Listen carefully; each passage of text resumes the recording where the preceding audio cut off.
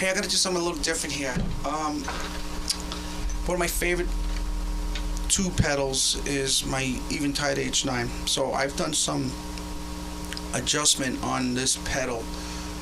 So I'm gonna go through like maybe about 14, 15 of my favorite settings. I am a delay and especially a reverb guy. It's very important, especially on a fretless bass. This one's called Mode, but I adjusted it. I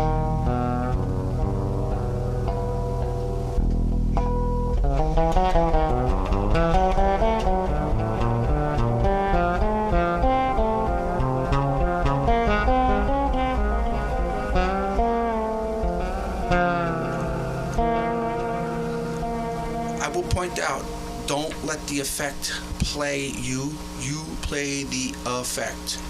I could go in there right now and play with all those delays and time and put it in timing. I would do that more if I was playing in the rhythmic pocket. Here's another one. This is another variation of shim that I have. It's called Shimmer something.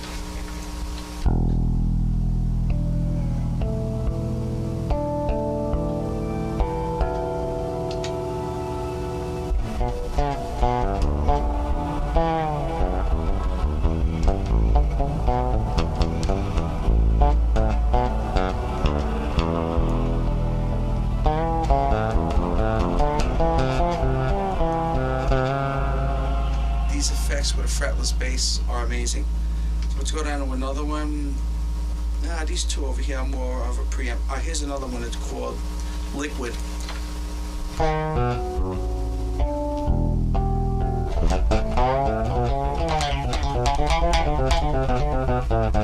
Kind of like a flanging.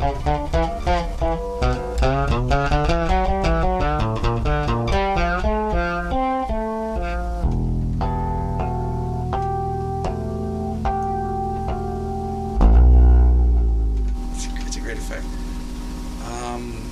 I don't know what this is called, DELU. It's another one, maybe Delusion. It's another one of these ones that I kind of like reprogrammed a little bit. It's like a reverby.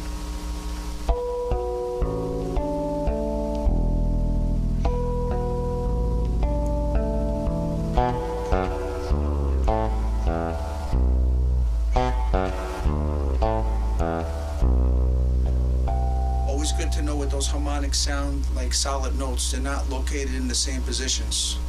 You can see that from when I was playing. This is a variation on the Carnegie Hall. Let me see what the mix on this is. Okay.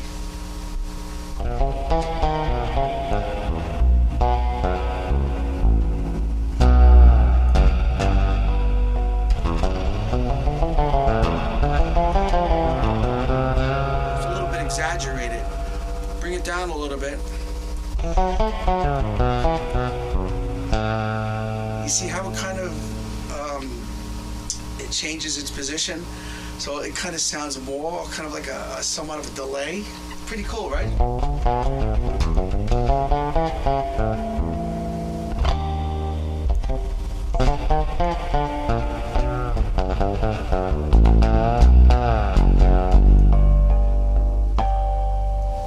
Okay, so let's go down to this other one. It's called Andy. I don't know what it stands for.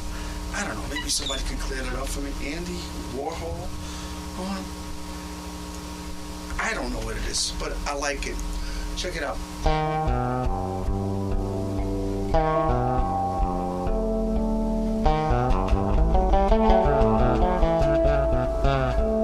Kind of got a steel drum set.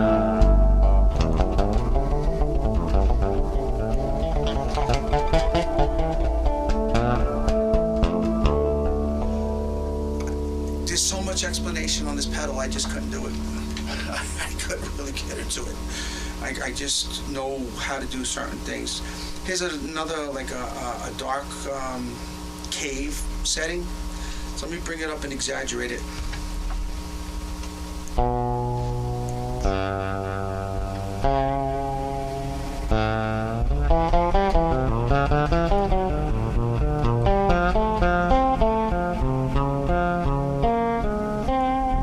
Exaggerate a little more.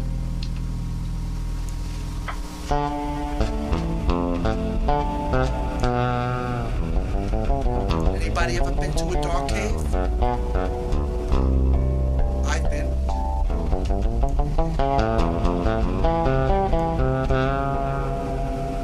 Just picture that cool feeling, the bats flying over your head. Oh yeah, I was there in an island in Honduras called Amapá. It's on the Pacific side. Pretty cool, close to Nicaragua. Okay, here's another one. Dual reverb. You've heard me use this setting. Another one of these effects that you can't run too much of.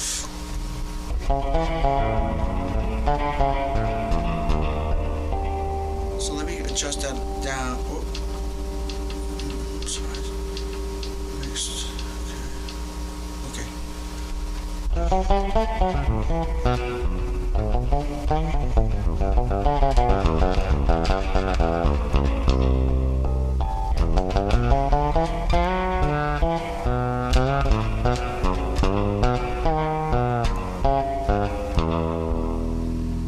Super cool. Okay, the Ottawa.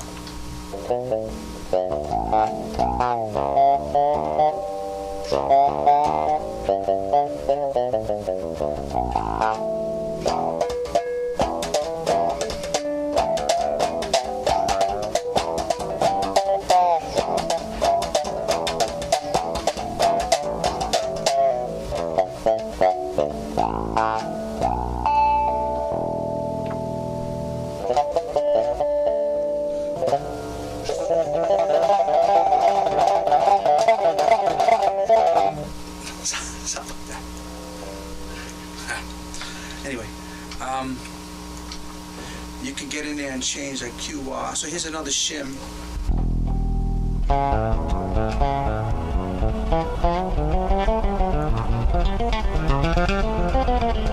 See, some of these are real smooth sounding, especially on the fretless.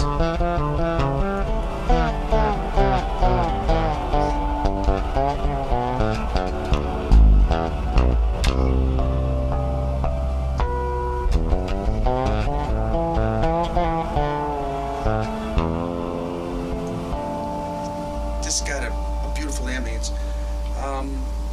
This is another one I kind of put together. I don't know what the hell is it called. Modern, I don't know what it is, something reverb, mode, chorus reverb, or something like that. Check this out.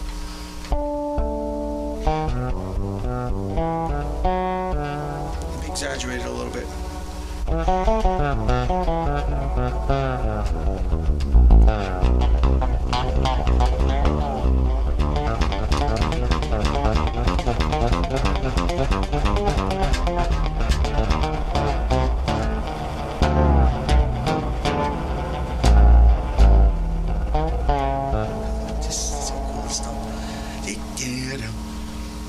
Sounds like an ex-wife. So this is a black hole, another. Exaggerate it a little bit for you.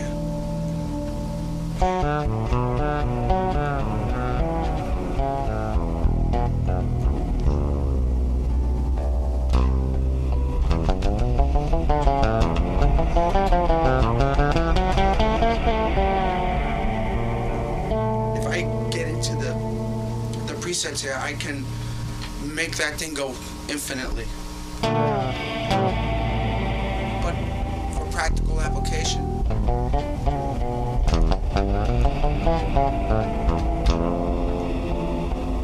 you're not going to do that. So this one's called Quasar. Yeah, Quasar. Check this out. Let me exaggerate a little bit.